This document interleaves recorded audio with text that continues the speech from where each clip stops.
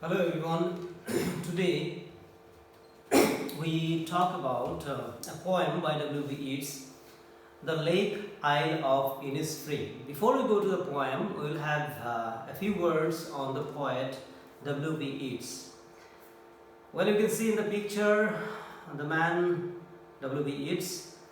He was born in Dublin, Ireland in 1865, then he shifted to London, and again at the end he went to France and he died there in 1939.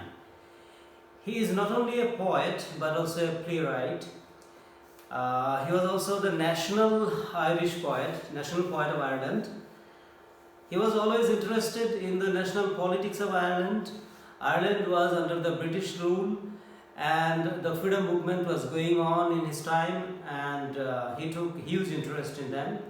And his interest in the Irish freedom movement was enhanced by his infatuation for a lady called Maud Gonne.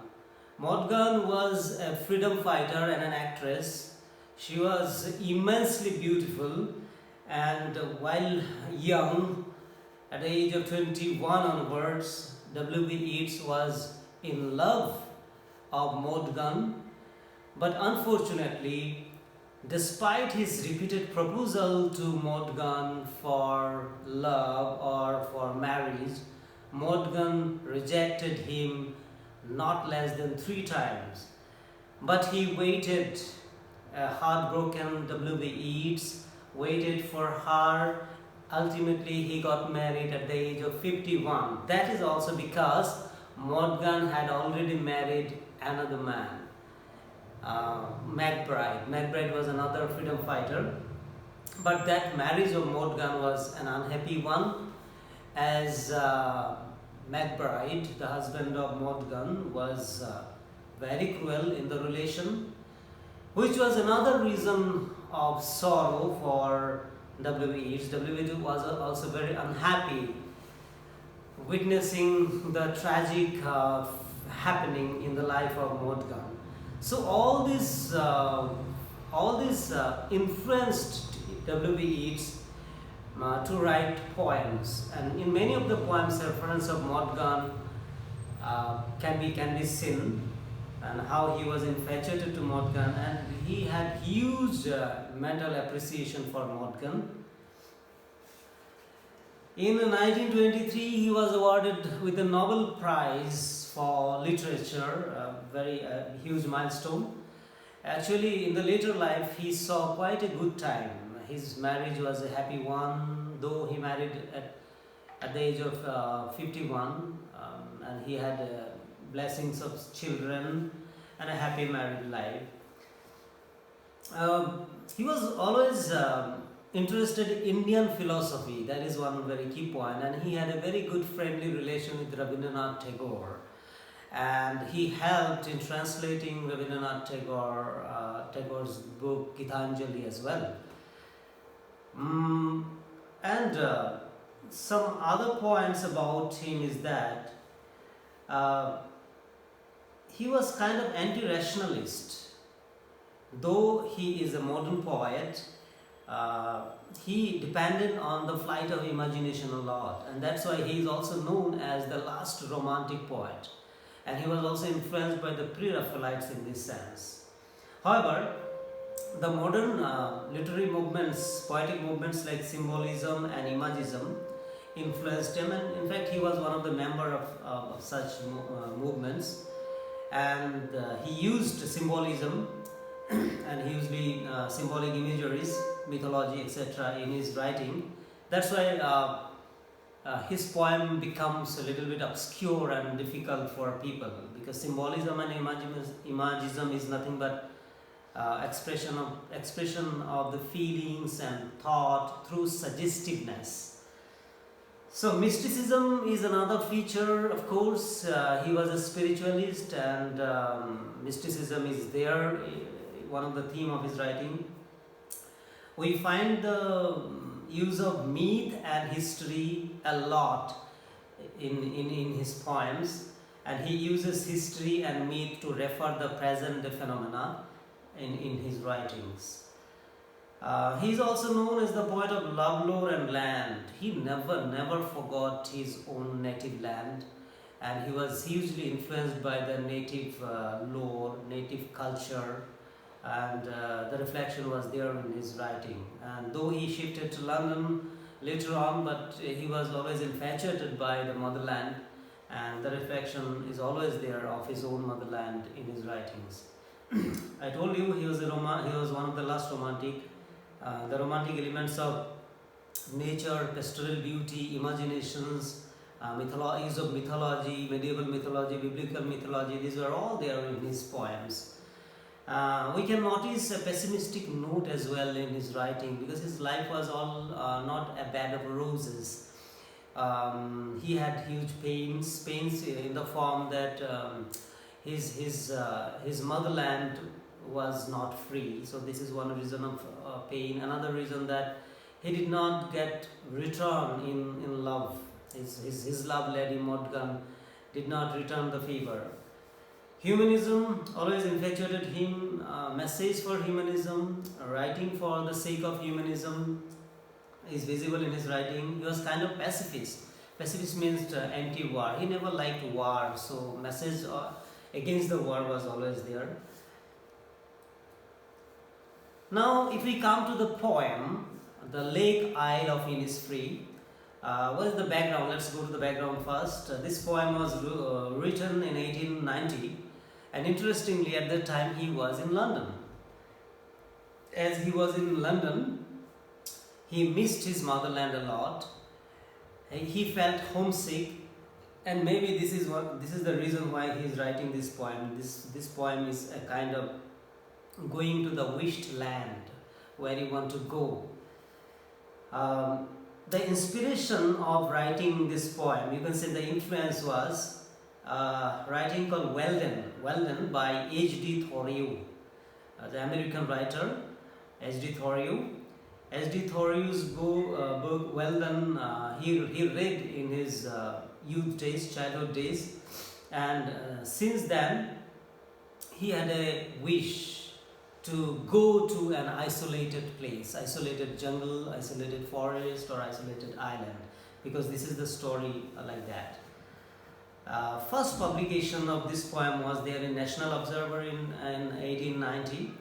I told you this is about homesickness. It is a kind of dreamy romantic lyric, like the romantic poets wrote. Very dreamy kind of expressions, dreamy kind of setting is there, and very romantic, very colorful, very pastoral kind of. Now going to the title, The Lake Isle of Innisfree. What is important, we know the meaning of isle means the kind of island, and what is Innisfree? Innisfree is a place near a place called Sligo. It is an island near Sligo. Sligo is the place where he used to go when he was a child, and this was a very isolated kind of a place with scenic beauty, a scenic island, very small island, very small radius of the island, but very beautiful, harmonious, scenic, and isolated. And I told you, while young he used to go there. And since then, this place made a space in the back of his mind. And when he is now quite old, quite mature now, and he is in busy London modern life, he felt kind of bored and fed up with the modern life, modern city life of noise and all that, noise and pollution. That's why he again wants to go back to that place. Now, Innisfree, you can see in the picture the Innisfree. I have taken it from internet. Picture courtesy has been given here. tinycurts, duolingo.com. This is the place where he wanted to go, Innisfree. But this place has got symbolic meaning here, despite the physical aspect. This going to this place also means this place Innisfree suggests mental peace, inner peace. Actually, he wanted inner peace. He was peaceless. This place also means freedom because this is uninhabited place. Nobody is there in this place. In contrast, his own motherland, Ireland, is captured, is under the British government rule. So this place also suggests a place of freedom, free island, and this place has its own separate identity. So in this poem, we have suggestion of nationalism, how he wanted to see his own motherland, Ireland, like this Innisfree, a free land, unoccupied land. Now themes, a few themes are there, I explained here. Homesickness is one of the theme because he was really desiring to go back to his motherland, Ireland, because unlike London, Ireland is for him scenic and a life of rural life of simplicity, culture, folk, all that, all those were there in Ireland. So he wanted to go back there. I told you nationalism is one of the theme here because he is comparing maybe Innisfree with his own other motherland, Ireland. He wanted to see Ireland like this Innisfree, a free land, unoccupied. And thirdly, this is a poem of escape, you can say escape. He wanted to escape to his desired land, Utopia, the favorite place he wanted to go. A pastoral island, which is pastoral, very scenic, non-artificial, everything is natural there. So the so-called modernity of London is not suiting him. That's why he wanted to escape from there. He liked to go to the rural self-reliance. That will be the place in Ireland. Since it is unoccupied, you have to be all alone by yourself. So self-reliance. So maybe he is suggesting that Ireland should be a place of self-reliance if deserted by the British now. So this is a poem where also you find a message for us, for everybody, to make a bond with nature, because nature has the real beauty. Nature has the real spirituality and mental harmony and peace. So this is all about inner peace. Innisfree represents inner peace, and going there you can have that. If you don't have inner peace, you have nothing. You may be physically there in London, and there is a saying in Hindi that "Bheer mein bhi akele hain." So that kind of thing, even though he has all the fame, he is surrounded by crowd and all that in London, but he does not have the inner peace. He does not have that spirit. So what is the use of living? So this is a poem about escape. He wanted to make an escape, emotional escape, but physically is not possible because he cannot go there anywhere. But psychologically or emotionally, he wanted to make an escape, maybe a spiritual escape to peace and tranquility. Maybe this is also a symbolic of an escape to his own youth when he grew up in beautiful, simple, rural, folk-based Ireland. So he desired to go back there, which is not possible anyway. So this poem is kind of romantic seclusion, you can say, romantic escape. So it is all about glorification of pastoral life, and it is all about also simplicity of living. Sometimes we immerse ourselves so much in the artificial modern life of modernity that we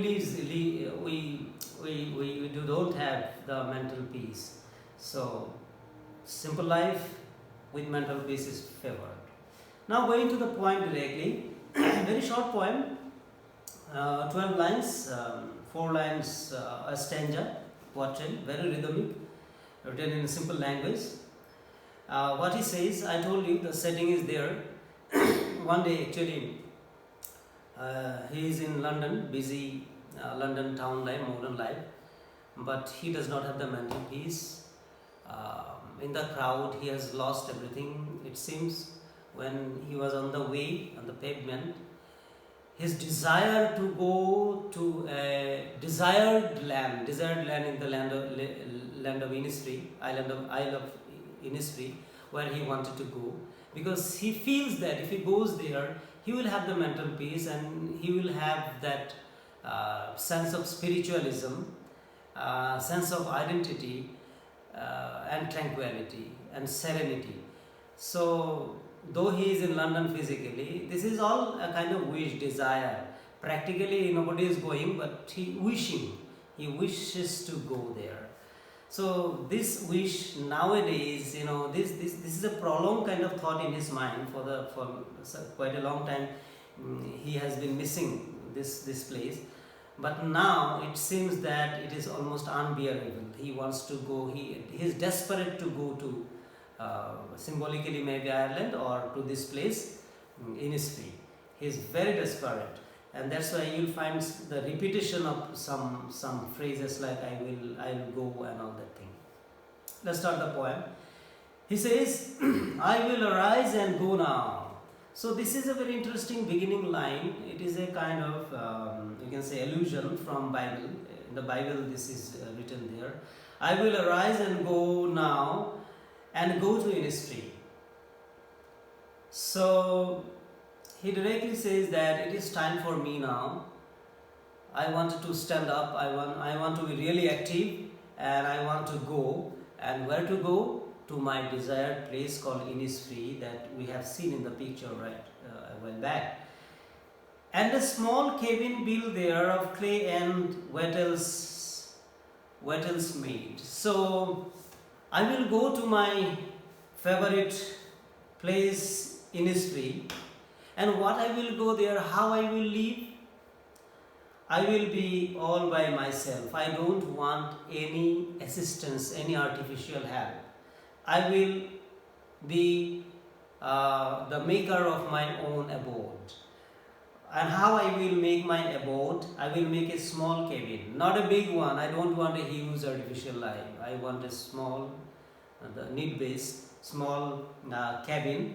And the cabin will be of clay and wattle, bunches of trees, wattle. And on the wattles, I will make the fences. Then on that, I will attach the clay of,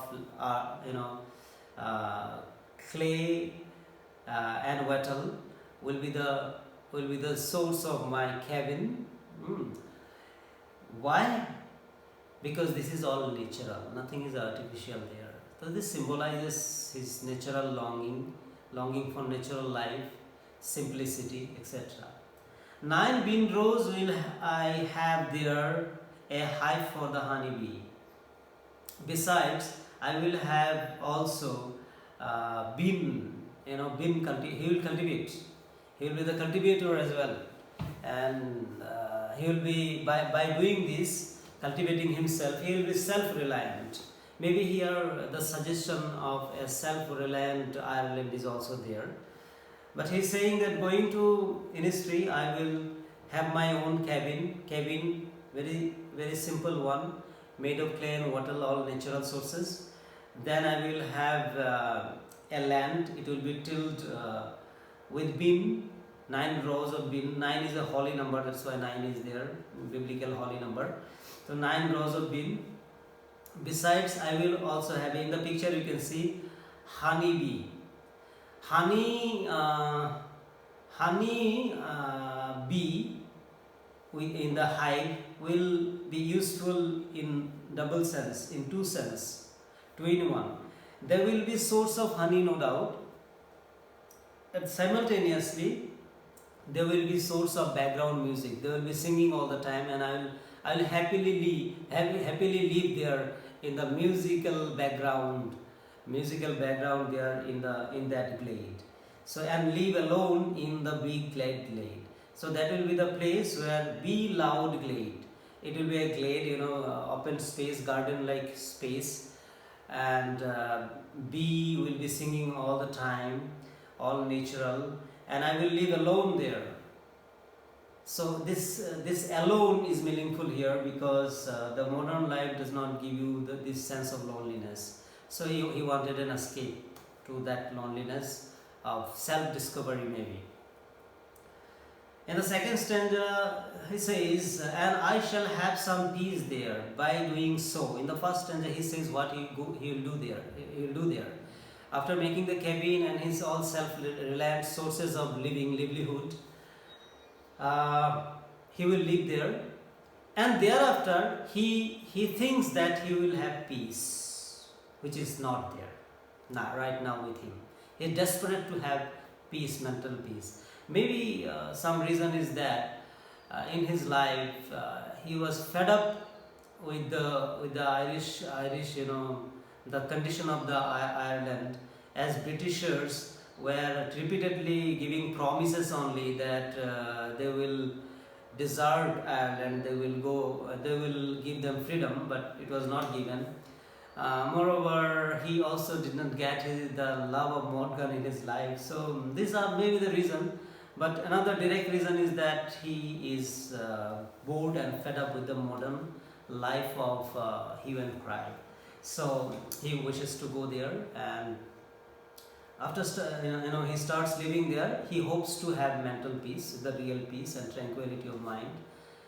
And of course, he knows that peace will not come ready-made and automatically, instantly there. Peace comes dropping slow. Once he starts living there, once he identifies with that kind of life, and slowly then maybe he will be able to forget his all bonding, all his attachment with his other life of Ireland or England, and he will find himself all in touch with nature, and then maybe slowly peace will come to him. And he compares how peace will come to his mind with a beautiful image. This poem is also equally famous for beautiful natural pastoral imagery. Peace comes, in the second line you can say, dropping from the vales of the morning to where the cricket sings. Comparison is given with a beautiful image, In the wintry morning, you imagine a December morning or January morning, all fogs, white all around, foggy. Can sun ray come immediately and touch the land? No. The sun ray has to fight the veil. What is the veil? Veil is the fog. Fog all around, white fog. And sun ray as if fights and pierces through the veil, and slowly, when maybe it is 10 or 11, this sun ray is able to come and touch the land. Similarly, peace after going there will come very slowly, because in my mind also there are so much fogs and veils, like disturbances, thought of home, thought of that and this. Slowly, this will be away, then I will have the peace. He compares with that beautiful image. In this place, I hope this will be a beautiful place of the kind of place I desire to have. In this place, it will be a place of light. Light symbolizes truth. Light symbolizes knowledge and wisdom, spirituality. So this is the place of light, different kind of light, image of light is given here, light symbolically. Here midnight is all a glimmer, in this place midnight, even the midnight is not all darkness. It is a glimmer, it's beautiful. Soft lightings are there in the midnight. Because those lighting insects are all around there. So beautiful in the midnight, you find, glimmering lights all around. And noon a purple glow. And how is the noon? How is the morning? It's all purple, glowing purple. And evening? Evening is again, it's a magic, it's a game, it's a sports of light. Because in the evening, when the sun is setting, the yellow ray of the sun is there in the sky. At that point of time in the sky, linnet birds, they keep flying, fluttering. And when the sun ray, yellow and reddish sun ray comes and reflects from the wings, fluttering wings of the linnet, it is a wonderful scenery. It's a lighting all around, light, game of light, of the linnet's wings. So this will be a place of light, different kind of light. In the midnight also, morning and evening. So this place again symbolically says that he will have the enlightenment after going there, maybe spiritual enlightenment. In the third stanza and penultimate stanza, what I find, he repeats with the same phrase he started, that biblical allusion I said, I will arise and go now. And this repetition of the same phrase only asserts his desperation to escape from this mundane town life, modern life. He says, I will arise and go now, for always night and day I hear lake water lapping with low sounds by the shore. Because he says, it is time, I can't stay anymore, I will have to go. Because nowadays, day and night, I hear the Innisfree water lapping by the shore in my heart. And as if this is not only the sound of water, lapping sound of the water, as if this is a call, as if this water making sound is calling me to go there. And that is the reason I cannot stay anymore. The call has come. While I stand on the roadway or on the pavement's grey, I hear it in the deep heart's core. So nowadays, as if I have become a psycho, I can all the time hear Innisfree calling me. Whenever I am on the roadway of London, busy London road, you can see in the background picture London road and the pavement, footpath. This pavement and footpath, pavement and roadway, these two images symbolizes the busy, artificial, mundane, chaotic, modern urban life. But he may be there on the pavement, he may be there on the roadway, but all the time in the inner heart's core, somewhere inside, he is disturbed because that call is there to go to Innisfree. So this suggests again his desperation. But the poem ends with a kind of tragic note, pessimistic note. We know this is only a possibility. Practically, he is not there. He cannot go. He is here only. So this is simply a wish of him. So this three stanza concludes the poem here. Now let's have some interesting interpretations here. See, the diction used here, very beautiful phrases and idioms you can find. Like examples I have given here, be loud glade, evening full of linnet swings, pavements grey. W.B.Yeats was a very stylistic kind of poet. So these are the stylistic aspects of it, the beautiful phraseology to present an imagery is there, and they are so memorable. Symbol, I told you he was influenced by symbolism. So many symbols are there, you can make your own interpretation. Innisfree, one of the two I have given here. Innisfree symbolizes, actually it is not only an island, it symbolizes Utopia, the kind of place he wanted to see, his motherland. Or Innisfree is also a psychological flight. We also have daydreams, what we want, daydreaming, our wish in our psychology. So this is that flight. Color and light symbols are so many, and you can have the reference of color and light. So they signify truth, clarity, wisdom, spirituality. I told you earlier. So this is a poem all about a desire to escape, as I said, escape to a pastoral world, a world of nature, beauty, simplicity. And this is a poem all about an escape from the modern living he does not like. This is all about an appreciation of nature. Every bit of nature is beautified, glorified here. And that is why in this poem you find nothing artificial here, totally away. This place is selected which is away from the, detached from the other countries, other happening countries all around. And the kind of structure he will make, it is also nothing is artificial there. No cement, no brick, it's all metal and clay.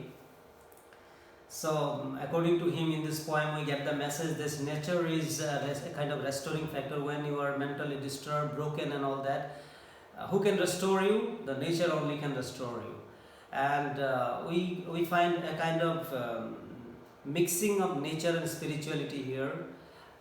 He finds spiritualism in nature itself, a kind of divine force nature, according to him.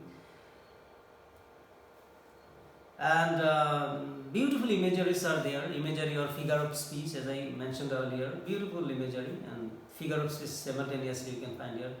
Audio visual imageries are there. Visual imagery, small cabin, bin raw. When these phrases are there, automatically this beautiful picture comes to your mind. What is small cabin? What is bin raw? Crickets, linnets singing. How this cricket bird is singing when sun ray comes. The cricket singing, it comes to your mind. Lake water, shore, glade, wattle. So these are all beautiful visual imageries. They create a visual imagery before you. Some audio imagery is also there. Sound imagery. When he says be loud glade, bee singing glade. Automatically, as if you can hear the music of the bee. Song of cricket, he says. When the cricket is singing song, that insect. As if you can hear that. Lapping of water, that he can hear in the heart score. Lapping of water, as if you can hear. So, all audio visual beautiful imageries are there. Stylistically very rich this poem. You have so many stylistic aspects here, as I told you. Few are like alliteration is there. Alliteration means repetition of the consonant sound within the sentence. Example is given there. Second line you can see, I hear lake water lapping with low sounds. Repetition of L here. Lake, lapping, low. So repetition of the consonant sound makes a kind of rhythm. So this is there in many of the lines, repetition of some consonant sound. So stylistically very interesting. 3 stanza quatrain, I told you, 4 lines stanzas.